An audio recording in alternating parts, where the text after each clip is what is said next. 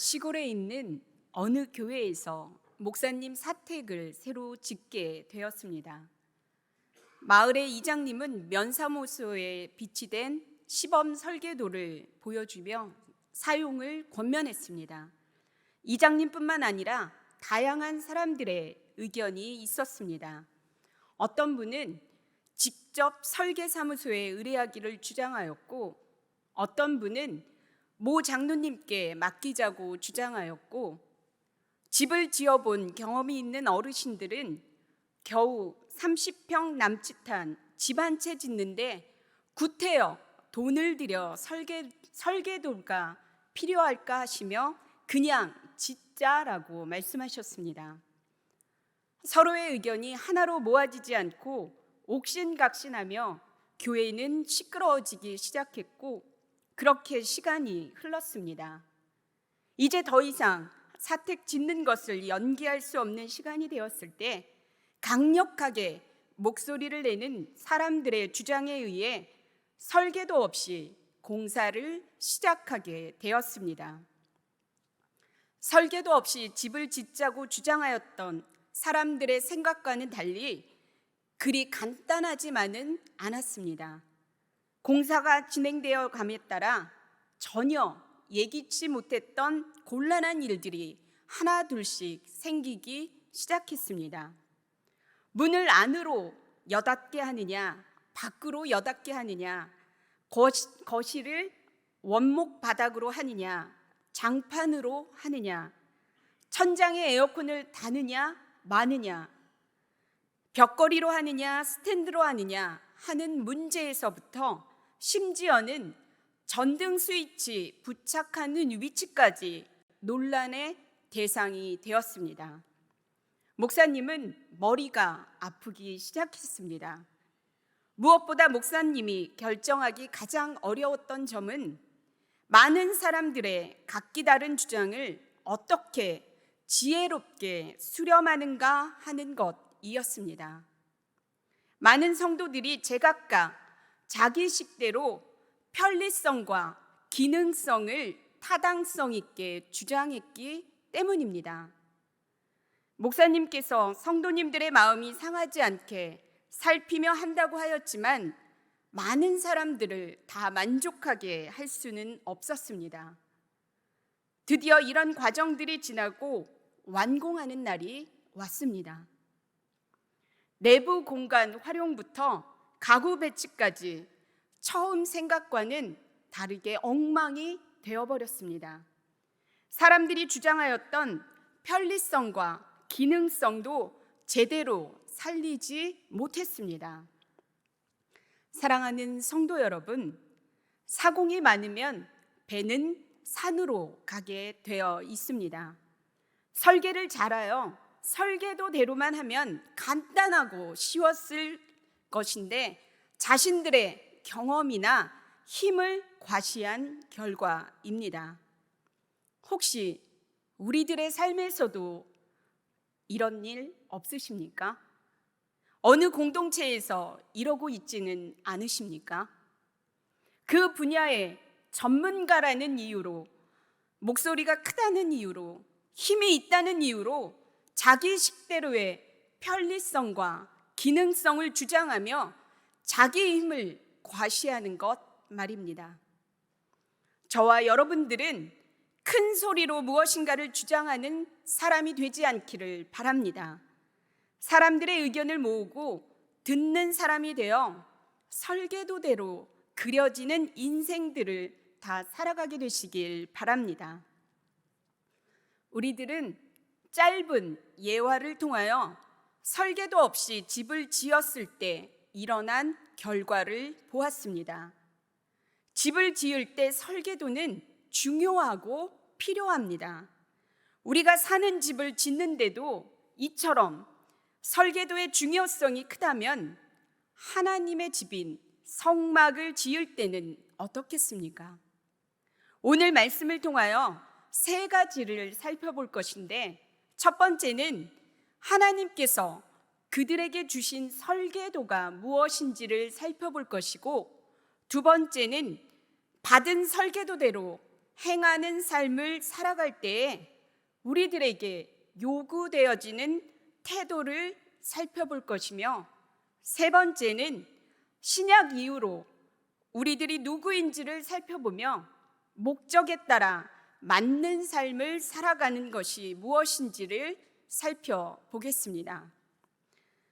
우리 하나님께서는 하나님 자신이 살고 계시는 임재하시는 집인 성막을 재건할 때와 제사장들이 성막 안에서 입는 옷을 만드는 데에 설계도를 주셨습니다. 본문 1절의 말씀입니다. 우리 함께 봉독합니다. 그들은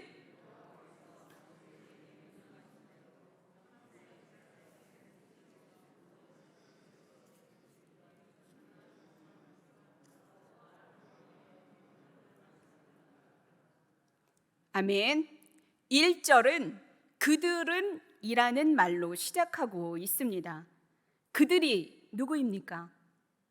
출애굽기 36장 1절의 말씀을 보겠습니다. 출애굽기 36장 1절의 말씀입니다. 출애굽기 36장 1절의 말씀입니다. 함께 봉독합니다.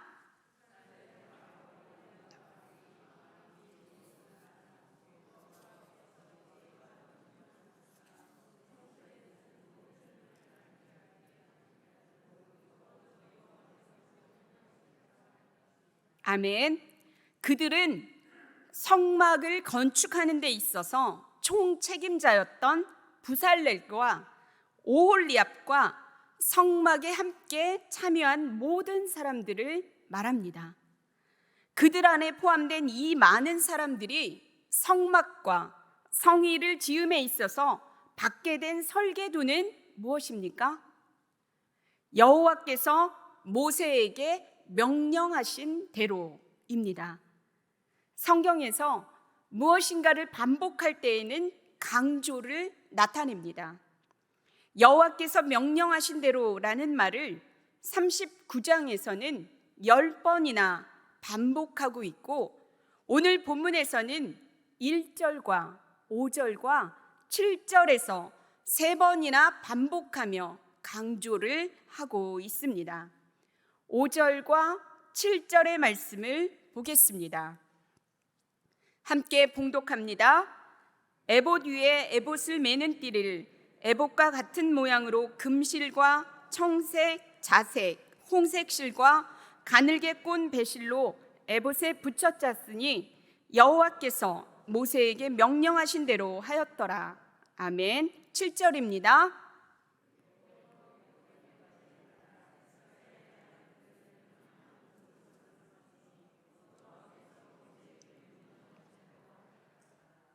아멘. 그들은 제사장들이 입을 옷이 사람들에게 예쁘게 보이기 위해서 화려하게 꾸밀 필요도 없었고 위엄을 높일 필요도 없었으며 자기 식대로 편리성과 실용성을 추구할 필요도 없었습니다. 오직 그들에게 주어진 설계도는 여호와께서 모세에게 명령하신 대로이기 때문에 실행하기만 하면 됐습니다. 사랑하는 성도 여러분, 성막과 제사장의 옷을 제작함에 있어서 1.1획도 인간의 생각이 들어가지 않고 철저하게 하나님께서 모세에게 명령하신 그대로 실행되었다는데 우리들은 주목해야 합니다. 우리들의 삶에서 하나님께서 말씀하시는 대로가 아닌 그 반대로의 삶을 살아가고 있지는 않으십니까? 우리의 머리로 판단하며 이것은 할 수 있는 것, 이건 할 수 없는 것으로 나눠서 가감하고 살아가고 있다면 그 생각을, 그 행동을 멈추게 되길 바랍니다. 저와 여러분은 여호와께서 명령하신 대로 살아가기만 하면 됩니다. 우리들을 향한 분명한 계획이 있으시고 모래보다 많은 수를 가지고 계시며 한 사람 한 사람 우리들의 인생을 설계도대로 이끌어가고 계시는 하나님을 신뢰하며 맞춤 설계를 받아 멋진 인생들을 다 살아가게 되시길 바랍니다. 성소에서 섬길 때 정교한 옷을 입었다라는 말을 살펴보겠습니다. 1절에 보면 성소에서 섬길 때 입을 정교한 옷을 만들고 라고 기록이 되어 있습니다. 하나님께서 모세를 통해 알려주신 방법대로 제사장에 오신 성의를 만들기 위해서는 온갖 기술과 시간과 노력을 들여야 했습니다. 정교한 옷을 만들다라는 것을 생각해 보십시오. 정교한 옷을 만들 때 필요한 것은 기술입니다. 보이는 부분뿐만 아니라 보이지 않는 부분까지도 세밀하게 신경을 써야 합니다. 전문가의 손길이 필요합니다. 전문가가 되기 위해서 수많은 시간 노력하며 그 일을 해야 합니다. 어느 분야에 최고가 되고 싶으시다면 실력을 쌓으십시오. 많이 배우시고 시간을 들여 노력하여 어느 정도의 시간이 흐른 후에는 그곳에서 그 분야에서 쓰임받게 될 줄 믿습니다. 저와 여러분이 하고 있는 일, 맡겨진 일에 전문가들이 다 되시길 바랍니다. 두 번째는 정교한 옷을 만들다에서 필요한 것은 성실함입니다. 그 옷을 만들기 위해서는 그 자리에 앉아서 수많은 시간을 보내야 합니다. 매일매일 똑같은 일을 반복할지도 모르겠습니다. 그 시간에 이들에게 요구되어지는 것은 꾀부리지 않고 요령 피우지 않고 묵묵히 그 시간을 채우는 것입니다. 우리에게 주어진 하루하루를 어떻게 살아가느냐에 따라 하나님뿐만 아니라 다른 누군가가 우리들을 판단하게 될 것이고, 우리들은 그 분야에서 쓰임을 받을 수도 있고 받지 못할 수도 있습니다. 오늘 우리들은 하나님께서 맡겨주신 일들을 함에 있어서 어떤 태도로 그 일들을 하고 계십니까? 다른 누군가로부터 어떤 평을 받고 계십니까? 성실함을 뛰어넘는 무기는 없습니다. 베들레헴에서 아무도 알아주지 않던 목동 다윗도 자신에게 맡겨진 양 보살피는 것을 게을리하지 않고 묵묵히 자신에게 주어진 일을 하였을 때에 하나님께서는 그를 주목하여 보셨고 사용하셨으며 혼자는 오를 수도 없는 왕으로까지 세워주시고 높여주셨습니다. 오늘 우리들에게 주어진 일들이 있으십니까? 성실함으로 행하십시오. 우리들의 성실한 한날 한날은 우리들이 하나님의 일을, 하나님께서 맡겨주신 일들을 감당하게 하는 일꾼들이 되게 할 것입니다. 저와 여러분의 삶에 성실함이 회복되어 하나님 앞에 귀한 그릇들로 쓰임받게 되길 바랍니다. 세 번째는 정결한 옷을 만들다에서 필요한 것은 온전한 순종과 충성입니다. 그들은 하나님과 지도자 모세를 신뢰하였습니다. 이렇게 할 수 있었던 이유가 무엇입니까?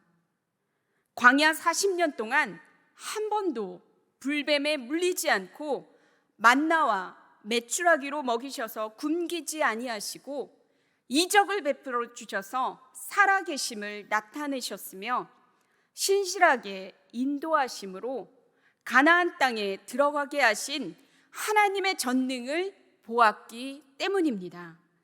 지도자 모세의 열심과 하나님을 향한 신실함을 보았기 때문입니다. 성경에서 이스라엘 백성들이 계속적으로 한결같이 순종만 한 것은 아닙니다. 그러나 이들이 그럴 때마다 영적 지도자 모세가 있었습니다. 여호와 하나님께 마음이 떠나 있는 백성들을 다시 하나님께 집중하게 하였습니다. 오늘 우리들의 삶에서도 전능하신 하나님과의 추억들이 많이 있을 것입니다. 그런데 오늘 우리들의 삶에서 그들이 보였던 온전한 순종과 충성을 하고 있지 못하다면 모세와 같은 지도자의 부재는 아닐까 싶습니다. 어느 분야에서 지도자로 계십니까? 그렇다면 선한 영향력을 끼치는 사람이 되길 바랍니다. 하나님께 돌아섰던 마음을 다시 돌리게 하는데, 하나님을 향한 사랑과 고백을 드리게 하는데, 하나님께서 하라 하신 일이 있다면 순종하며 한 걸음 한 걸음 나아가는 것입니다. 저와 여러분의 삶에 온전한 순종과 충성됨을 나타내며 살아가게 되길 바랍니다. 성경은 제사장의 옷을 정교한 옷이라 하지 아니하고 섬기기 위한 정교한 옷이라고 표현하고 있습니다.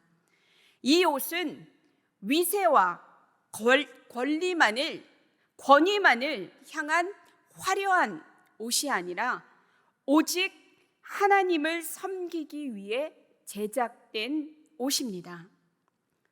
정교한 옷을 입고 그 옷의 목적대로 쓰임을 받으려면 뭘 해야 합니까? 섬겨야 합니다. 이 옷을 입은 제사장들은 본연의 목적대로 섬김을 실행해야 했습니다. 구약에서 제사장은 누가 되었습니까?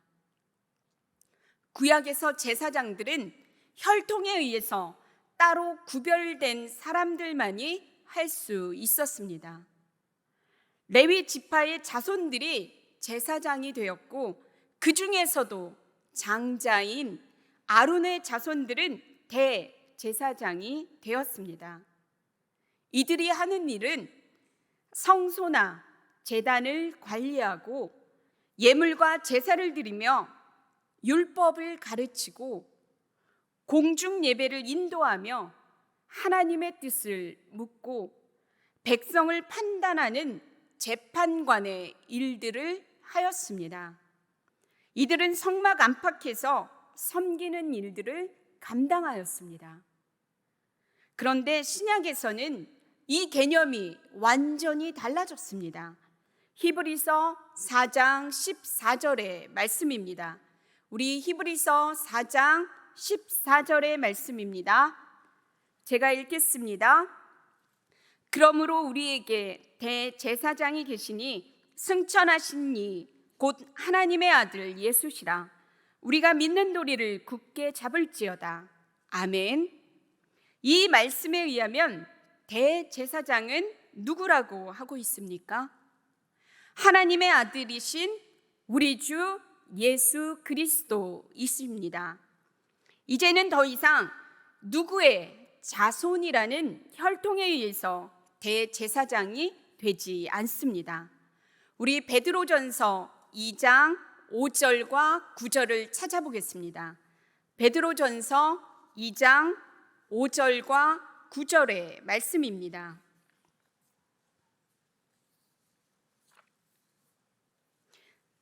베드로전서 2장 5절과 9절의 말씀입니다.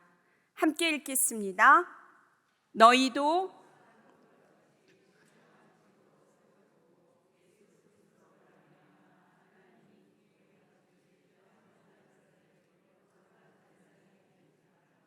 아멘. 9절의 말씀입니다. 그러나 너희는 택하신 족속이요 왕같은 제사장들이요 거룩한 나라요 그의 소유가 된 백성이니 이는 너희를 어두운 데서 불러내어 그의 기이한 빛에 들어가게 하신 이의 아름다운 덕을 선포하게 하려 하심이라. 아멘.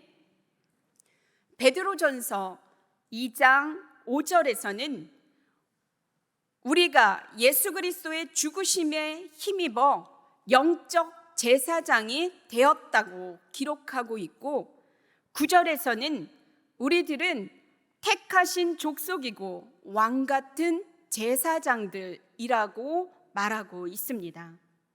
살펴본 성경 구절을 정리해 보면 우리가 바로 제사장들입니다. 그리고 우리를 위해 목숨까지도 버리시며 다 내어주신 우리 주 예수 그리스도께서 대제사장이 되십니다. 대제사장이신 예수 그리스도께서 이 땅에 오신 이유를 성경은 이렇게 기록하고 있습니다. 마가복음 10장 45절의 말씀입니다.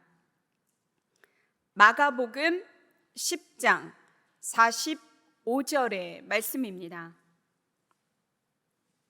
제가 봉독합니다.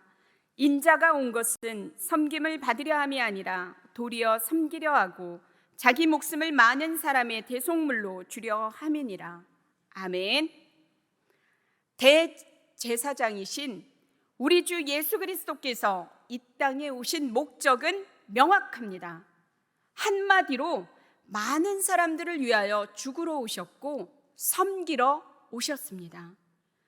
이 자리에 계신 분들 중에서 세상에 죽으러 오신 분 계십니까? 다 살려고 왔습니다. 더 잘 살려고 노력합니다. 그래서 우리의 정체성을 지키며 목적대로 살지 못하고 있는지도 모르겠습니다. 여기 마이크가 있습니다. 이 마이크의 기능이 무엇입니까? 큰 목소리를 내지 않고 작은 목소리도 멀리 있는 사람들에게 크게 잘 전달이 되어야 합니다. 중간에 마이크에서 삑 소리가 난다든지 소리가 안 난다면 이 마이크는 자신의 목적대로 사용되지 못하는 것입니다. 엘리베이터가 있습니다. 다리 아프지 않고 많은 사람들을 한 번에 높은 곳, 낮은 곳까지 원하는 층수까지 빠르게 이동하게 하는 역할이 엘리베이터의 역할입니다. 만약 엘리베이터를 탔는데 너무너무 느려 걸어가는 것이 더 빠르다든지 원하는 층수가 아닌 아무데나 내려준다면 엘리베이터 역시도 자신의 목적대로 사용되지 못하고 있는 것입니다. 그때 우리들은 고칠 수 있는 곳에 AS를 맡기거나 고칠 수 없게 되었을 때는 쓸모없어 하며 그 제품을 사용하지 않습니다. 다른 것으로 대체가 일어납니다. 마이크가 될 수 있는 것, 엘리베이터가 될 수 있는 것은 자신의 목적대로 사용되어질 때입니다. 사랑하는 성도 여러분, 우리들도 마찬가지입니다. 고장난 마이크, 엘리베이터처럼 우리가 목적대로 살아가지 못한다면 어느 순간에 다른 사람이 우리들의 자리를 대체할지도 모르겠습니다. 그 목적에 맞는 삶을 우리들은 살아야 합니다. 대제사장이신 우리 주 예수 그리스도께서 섬기시기 위해서 이 땅에 오셨다면 어렵지만 힘들지만 우리들도 그 길 한번 가보시면 어떻겠습니까? 가는 그 길에 나만 손해보는 것 같아 왜라는 질문도 하게 될 것입니다. 섬길 때에 존중을 받기보다는 무시를 당할 것입니다. 그때 우리들은 오늘의 본문을 기억하며 우리들의 정체성을 다시 한번 새겨야 합니다. 우리들은 하나님을 사랑하고 이웃을 섬기도록 창조되어진 섬김의 제사장들이라는 것입니다. 오늘 무엇을 선택하시겠습니까? 여전히 화려한 옷만을 뽐내며 과시하고 누군가에게 위험을 주는 사람들로 살아가시겠습니까? 아니면 하나님을 섬기며 누가 보던 보지 않던 조용히 이웃을 섬기며 목적에 맞는 삶을 살아가시겠습니까? 왕 같은 제사장들로서 섬길 때 입는 정교한 옷을 입은 저와 여러분들은 목적에 맞게 하나님을 섬기며 이웃을 섬기며 살아가게 되길 바랍니다. 이제 말씀을 마치려고 합니다. 코람데오란 말을 들어보셨을 것입니다. 하나님 앞에서, 하나님 존전에서 살아가는 것을 말합니다. 하나님 앞에서의 삶은 단순합니다. 하나님께서 우리에게 주신 설계도인 여호와께서 명령하신 대로만 살아가면 됩니다. 여호와께서 명령하신 대로의 삶을 살아가는 사람들은 힘이 있다고 해서 자신의 힘을 과시하며 목소리를 크게 내지 않습니다. 누군가의 말에 귀를 기울여주고 그들의 소리에 경청해 줍니다. 어느 분야에서 전문가가 되기 위해 실력을 또한 쌓아갑니다. 말로만 하는 것이 아니라 진짜 실력을 가지고 행동하며 일을 처리합니다. 그들에게는 한 분야의 전문가가 되기 위해서 성실이라는 무기를 사용합니다. 하루하루 성실함이 그를 그 자리에 있게 하고 그것을 주목하여 보신 하나님께서는 그를 세우시고 높이십니다. 믿으십니까? 아멘. 하나님께서는 창조의 목적대로 우리들을 만드셨습니다. 우리들은 거룩한 왕 같은 제사장들입니다. 제사장들의 정체성은 섬기는 데 있습니다. 하나님을 섬기고 이웃을 섬기는 것입니다.